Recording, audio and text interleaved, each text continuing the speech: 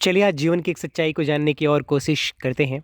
Video थोड़ा लंबा होने वाला है और जो लोग ना समझ हैं, जिन लोगों को मस्ती वाले वीडियो पसंद हैं, जो भाई हँसते हँसाते रहते हैं दिन भर, उनके लिए ये वीडियो नहीं है।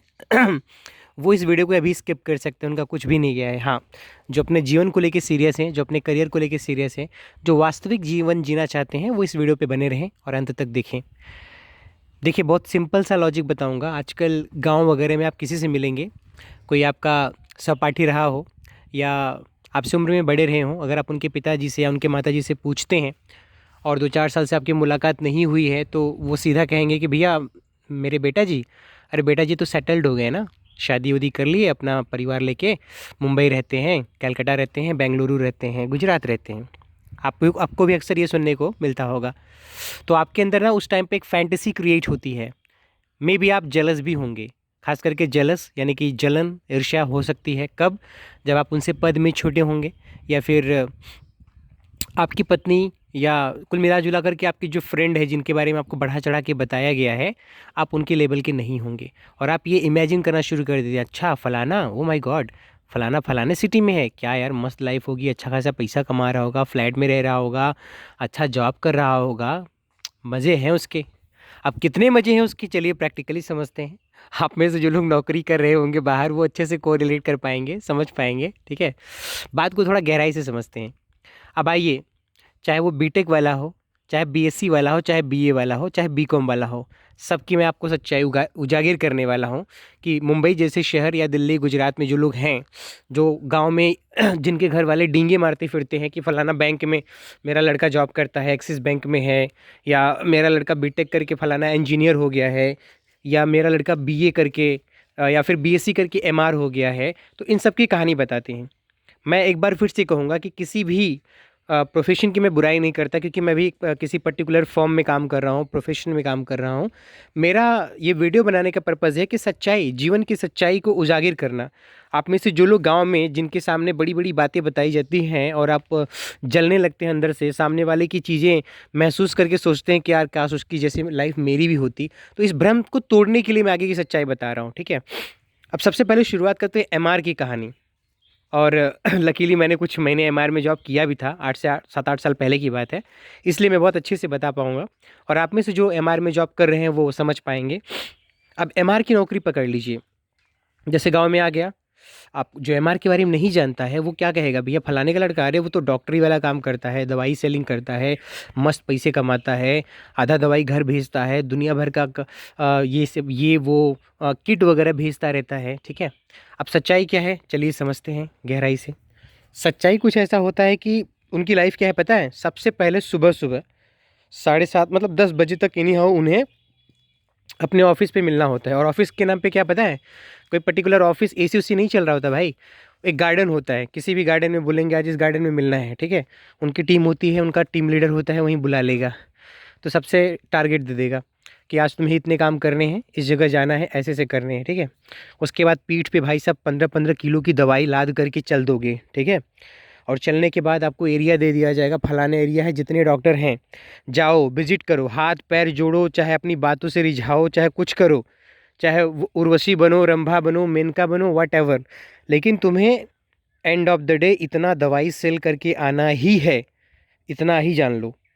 फिर 5 बजे मीटिंग होगी, फिर सबकी क्लास ली जाएगी, क्यों भाई तेरा कितना टारगेट पूरा हुआ, कितना तेरा कॉल हुआ। और जो नहीं कर पाया भाई, कभी कोई वीडियो जाके यूट्यूब पे देखना, इसी सुनाते हैं वो लोग ना, तुम सोचोगे साला ये नौकरी कर रहा हूँ कि मैं किसी की गुलामी कर रहा हूँ, तब तुम्हें एमआर की लाइफ सच्चाई समझ में आएगी। एक बार मैं कह रहा हूँ कि मैं बुराई नहीं कर रहा हूँ, मैं बस जॉब की सच्चाई बता रहा हूँ कि ऐसी लाइफ होती है, ठीक है। जाने का टाइम फिक्स होता है, आने का टाइम फिक्स नहीं होता, कभी तुम 2 बजे आ जाओगे, कभी 5 बजे, कभी रात को 11 बजे आते हो, ठीक है। ऐसी लाइफ तुम्हारी होती है एमआर वालों की। बैंक की कहानी सुनो। जो लोग बैंक में जॉब करते हैं, जैसे गांव में, कस्बे में, जो लोग नहीं जानते, किसी का रिश्तेदार है, वो लगा अरे फलाने का लड़का, पागल हो, एक्सिस बैंक में काम करता है, यूनियन बैंक में काम करता है, बैंक ऑफ बड़ौदा में है। अब आइए सच्चाई जानते हैं इनकी। ये लोग जो होते हैं गांव से बीए बीकॉम बीएससी करके गए होते हैं, ठीक है। वहाँ जाने के बाद इन्हें एक नॉर्मल डेजिग्नेशन, जिसे कासा कहते हैं, करेंट और सेविंग अकाउंट, ये वाला डेजिग्नेशन इन्हें पकड़ा दिया जाता है। और इस डेजिग्नेशन में जाने के बाद इन्हें एक टारगेट होता है, भाई क्रेडिट कार्ड बेचो, पर्सनल लोन बेचो, current account, saving account open करवाना है, पर डे का इतना अकाउंट, नहीं हुआ तो वही एमआर वाली लाइफ, डेली मीटिंग, शाम को डेली बैंड बजाते हैं, ठीक है, टारगेट बेस्ड जॉब जिसे कहते हैं। ये हो गए बैंक वालों की लाइफ। और बैंक में भी बहुत गंदी तरीके से भाई डांट पड़ती है अगर टारगेट पूरा नहीं हुआ तो, ठीक है। अब बाकी आ जाते हैं सपोर्ट डिपार्टमेंट में। सपोर्ट डिपार्टमेंट या फिर जो इंजीनियर वगैरह प्राइवेट इंजीनियर हैं, बीटेक वीटेक करके गए हुए हैं, या बीपीओ डिपार्टमेंट में है, या फिर आईटी इंजीनियरिंग में है।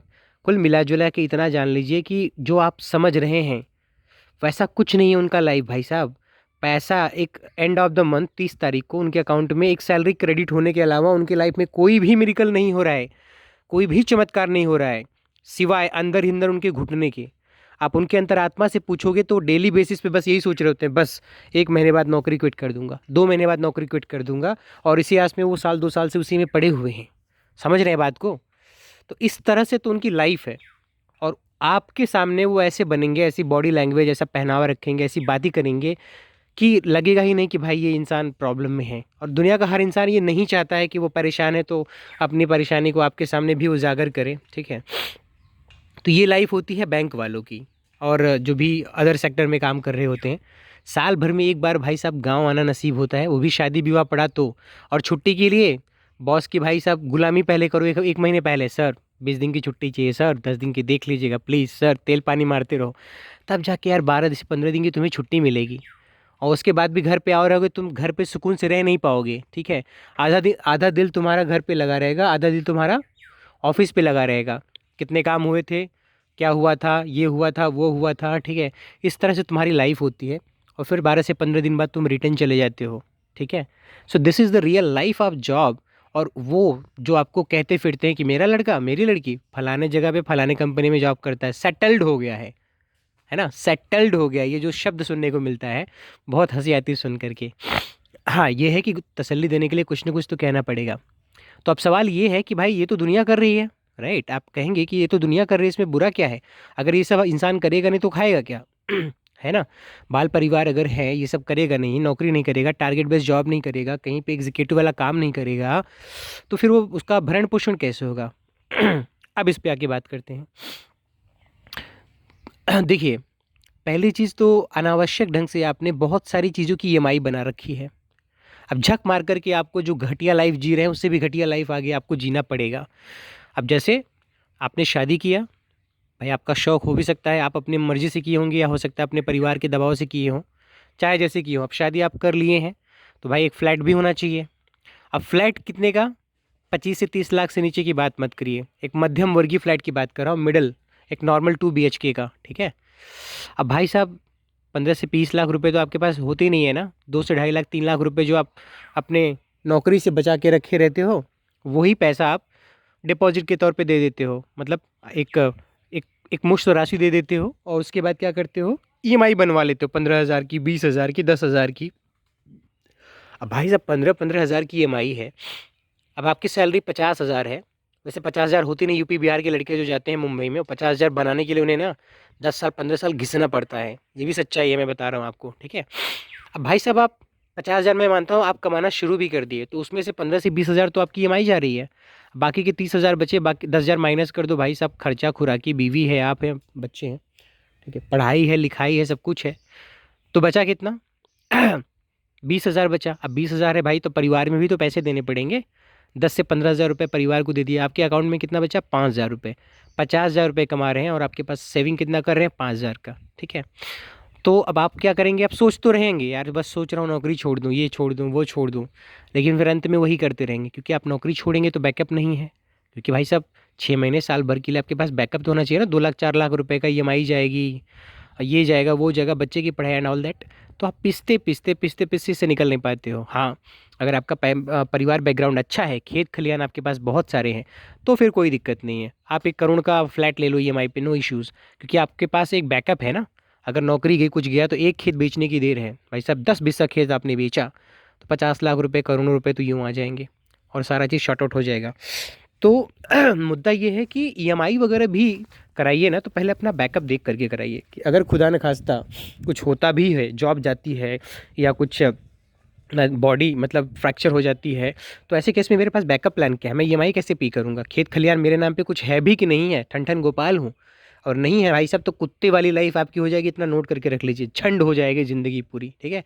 दिखावे के चक्कर में, गांव में भौकाल जमाने के चक्कर में, रिश्तेदारों की नज़र में लैम लाइट में आने के चक्कर में पूरी लाइफ एकदम दो कौड़ी की हो जाएगी। फ्लैट तो रहेगा आपके नाम पे, लेकिन फ्लैट से फटीचर होने में आपको ज़्यादा भी देर नहीं लगेगा। तो अब एंड ऑफ द कंक्लूजन इस वीडियो को क्लोज करना चाहूँ तो क्या बोल करके, इतना ही बोल करके कि अपनी हैसियत से ज़्यादा ईएमआई के चक्कर में मत पड़िए। कोशिश कीजिए कि कम से कम संसाधनों के चक्कर में पड़िए। लग्जरियस लाइफ, अगर आपकी औकात है तो लग्जरियस लाइफ बनाइए, बैकअप प्लान है तो लग्जरियस लाइफ बनाइए, ताकि कल को वो सारी चीज़ें नहीं भी कर पाओ तो आपके पास ज़मीन है, आपके पास कुछ और आपके नाम पे है, वो भी आपके पर्टिकुलरली नाम पे होना चाहिए, ताकि आप उसे सेल कर सको जब चाहो ना। तो उसमें भी बहुत लोचा है, लफड़ा है, अरे दादाजी नहीं मान रहे भैया, पिताजी नहीं मान रहे, बड़ा भाई नहीं मान रहा है, तो झंड हो जाएगी लाइफ, जीते जी ही नर्क देखोगे। समझ गए? तो बस इस वीडियो को यहीं पे समाप्त करना चाहूँगा, इतना बोल करके जितनी ज़्यादा आपकी ज़रूरतें हैं उतनी ही चीज़ों की ईएमआई बनवाइए और वैसे ही नौकरी करिए, ठीक है। वरना आज के डेट में जिस तरह से महंगाई है, जिस तरह से माहौल चल रहा है, नरक हो जाएगी ज़िंदगी कुत्तों की तरह लाइफ होगी। इतना ही कहूँगा, ठीक है। तो अपना और अपनों का ख्याल रखें, मिलेंगे फिर से कभी नेक्स्ट वीडियो में। Stay bless and stay happy.